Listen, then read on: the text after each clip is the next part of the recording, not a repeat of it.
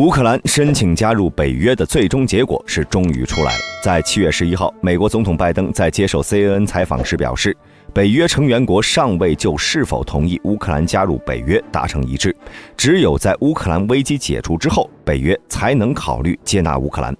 听到这个结果的泽连斯基自然是大失所望，但拜登却为泽连斯基指出了除了加入北约之外的第二条路，在美国的帮助下成为欧洲的以色列。那么如果乌克兰选择了这条路，对当下的俄乌战争有什么帮助？未来在美国的帮助下，乌克兰是否又会像以色列一样成为一个军事强国？咱们接着往下看。在谈到乌克兰是否会同意美国的以色列模式援助之前呢，我们先来了解一下乌克兰为什么迫切地想要加入北约。自从2014年俄罗斯吞并克里米亚之后呢，俄乌双方的冲突就再也没有停下了。但那时候的乌克兰军队疲弱，工业凋零，经济更是一塌糊涂。即便后来进行了一系列的军事改革，但却始终无法真正拥有与俄罗斯正面抗衡的能力。一旦加入北约，乌克兰以上的3个问题都将得到改善。首先呢，在加入北约后，其成员国之间实行共同安全防御机制，乌克兰可以得到北约成员国更强有力的保障，从而缓解领土争端带来的安全压力。同时还可以提高乌克兰的国际地位。北约是当前世界上最强大的军事联盟，拥有强大的军事和政治实力，其成员国对世界经济政治以及战略安全形势有着重要的影响力。加入北约可以使乌克兰拥有更有力的支持和帮助，进而提高其国际地位和话语权。最后在经济方面，由于北约成员国之间实行盟友关系，相互扶持，相互协作，乌克兰加入后可以与北约成员国建立更为紧密的经济联系，而且军事技术、高新科技等领域内的合作也可以帮助乌克兰提高自身的经济技术实力。因此对于乌克兰而言，加入北约就成了其最渴望的选择。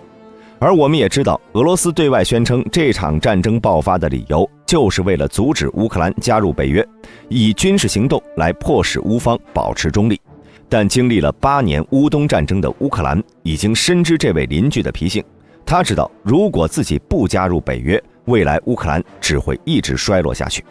但北约这个组织并不是乌克兰想进就能进的，毕竟北约是一个军事联盟组织，其成员国需要具备一定的条件才能加入。这些条件包括政治稳定、经济发展、军事实力等多个方面，而在这些条件中，政治稳定是最为重要的因素之一。但乌克兰目前正处于战争当中，而其对手恰恰还是横跨欧亚的军事大国俄罗斯。因此北约正在考虑乌克兰申请的同时，还需要注意与俄罗斯的关系。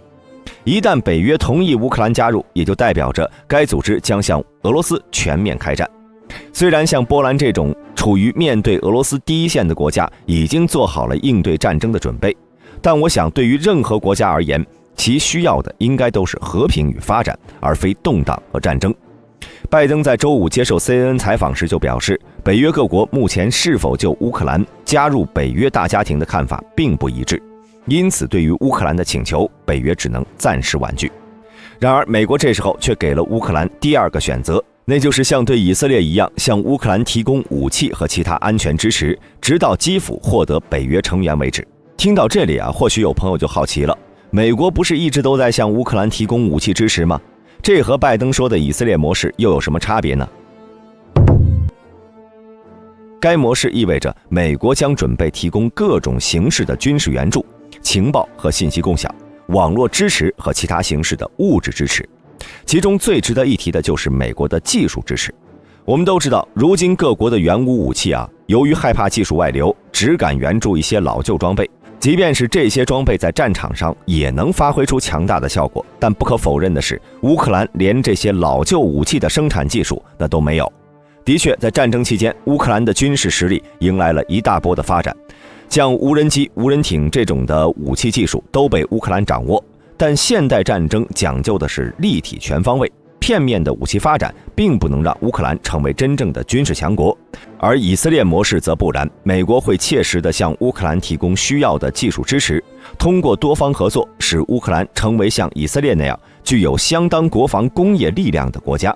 值得注意的是，拜登所说的以色列模式，其实今年6月乌克兰前总统波罗申科就已经预测到了。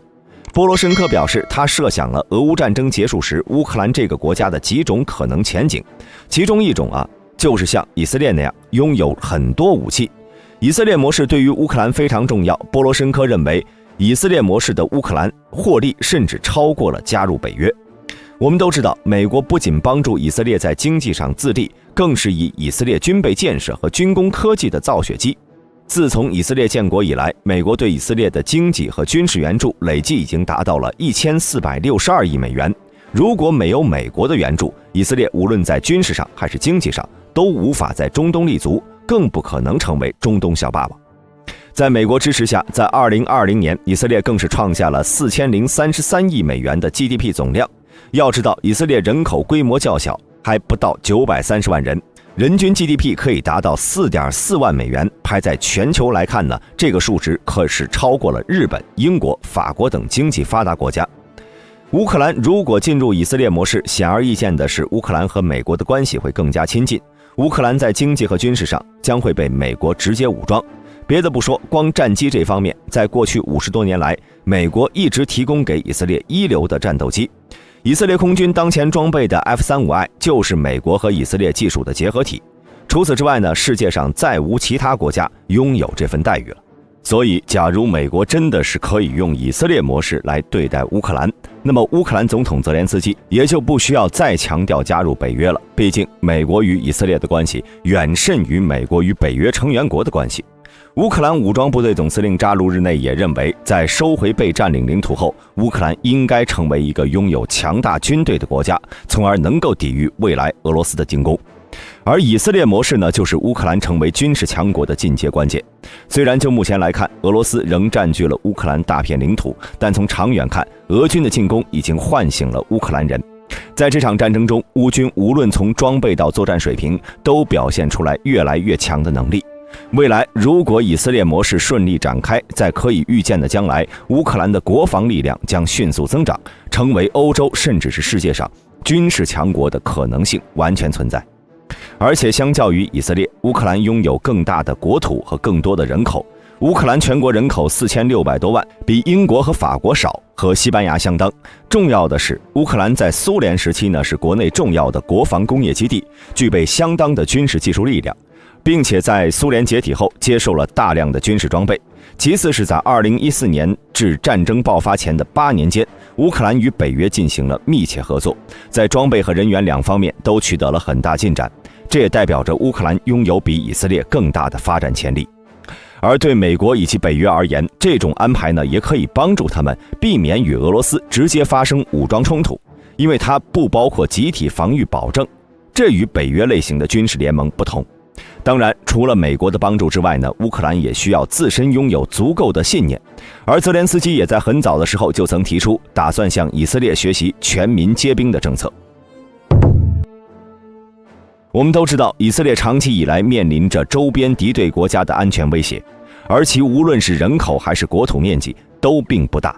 但是它却是中东第一军事强国，在数次中东战争中，以色列越战越强，周围阿拉伯国家即使联手也无可奈何，只能感叹人家小，但是内核很硬。而以色列之所以能够做到这一点，除了美国的支持之外呢，还有就是它全民皆兵的政策。泽连斯基认为，乌克兰可以从以色列的经验中汲取教训，加强国防能力，保卫国家的安全。毕竟，以色列全民皆兵制度在国际上被广泛认可为一种成功的国防模式。不过，这种模式也需要面对全面的社会动员和改革。乌克兰政府需要克服各种困难和挑战，包括建立全面的兵役制度，提供充足的训练和装备资源，确保国民的参与和支持等等。这对于一个国家来说是一项庞大而且复杂的任务。首先，建立全面的兵役制度是必不可少的，这意味着政府需要确保兵役登记的普及和公正，以便能够从全体公民中选拔和招募合适的人员。同时，为了提供充足的训练和装备资源，政府需要加大国防预算的投入，优化资源分配，确保国民获得必要的军事技能和知识。另外，全民皆兵的实施还需要国民的广泛参与和支持。政府应该积极开展宣传和教育工作，向公众传达国家安全的重要性和全民皆兵制度的目的，并且适当提供激励措施，以增强凝聚力和对国家的认同感。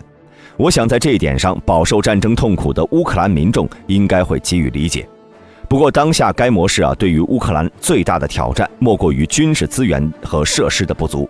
乌克兰在这场战争中遭受了严重的破坏，许多基础设施需要重建和修复，这些都需要不少的资金和时间。前者美国会给予一些支持，但后者呢，只能慢慢来了。当然，最后值得注意的是，即便是乌克兰同意了美国的帮助，他依然也可以继续申请加入北约。或许最后正是在这个模式的帮助下，让乌克兰全面满足加入北约的标准，最终成功入约。那么大家认为乌克兰会选择以色列模式吗？欢迎在下方评论区留言。喜欢本频道的朋友，请点击下方订阅按钮。我们下期再见。